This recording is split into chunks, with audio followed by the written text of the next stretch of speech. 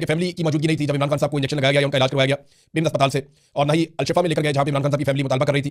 Number 2، جو ذاتی ڈاکٹروں کی موجودگی میں کہا گیا تھا کہ عمران خان صاحب کے اپنے ڈاکٹر بھی آئیں جن کی موجودگی میں ٹیسٹ ہوں اور ایگزامن کیا جائے، اب وہ بھی خواہش پوری نہیں کی گئی۔ عمران خان صاحب کے کہنے کے باوجود، ان کا پیغام بھجوانے کے باوجود ایسا نہیں کیا گیا، لگتا ہے کچھ چھپایا جا رہا ہے۔ دیکھیں، عمران خان صاحب کی صحت کے حوالے سے ہمارے پاس وہی معلومات ہیں جو سرکاری ڈاکٹر سے رہے۔ عمران خان صاحب کی صحت کے حوالے سے ہمارے پاس وہی معلومات ہیں جو پاکستان کی حکومت اور اسٹیبلشمنٹ دے رہی ہے۔ اس کے باہر ہمارے پاس کوئی معلومات نہیں ہے، حتیٰ کہ جو وفاقی وزراء ہیں ان کو بھی جو معلومات ملتی ہیں وہ اتنی ہی ملتی ہیں جتنی معلومات ایجنسیاں چاہتی ہیں کہ ان کے پاس پہنچے، اور جو انہیں کہا جاتا ہے وہ بیچارے وہی کہہ دیتے ہیں۔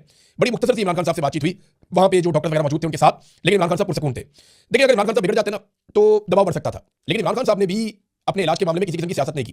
اس کا مطلب یہ ہے کہ عمران خان صاحب بڑی سنجیدگی کے ساتھ اپنا علاج کروا رہے ہیں، اور وہ اس پہ سیاست نہیں کرنا چاہتے کہ وہ بیمار ہو گئے ہیں یا ان کی آنکھ خراب ہو گئی ہے۔ یعنی نواز شریف بننے کا بالکل ہی موڈ نہیں ہے عمران خان صاحب کا، اور وہ اس کے بارے میں جو ان کو ڈیل آفر کی گئی وہ اس کے لیے بھی تیار نہیں ہے۔ دیکھیے، وقت گزر جائے گا، عمران خان صاحب کی آنکھ کے ساتھ جو بھی ہوا وہ اس معاملے سے بھی نپٹ لیں گے، اس سے نکل جائیں گے انشاءاللہ۔ تو اس کے بعد عمران خان بھی یہی پہ ہے اور سیاست بھی یہی پہ ہے اور اسٹیبلشمنٹ بھی یہی پہ ہے اور یہ سیاسی جماعتیں بھی یہی پہ ہیں۔ عمران خان یہ فیصلہ کر چکے ہیں کہ وہ اس نظام کو ایک مرتبہ شکست دیں گے۔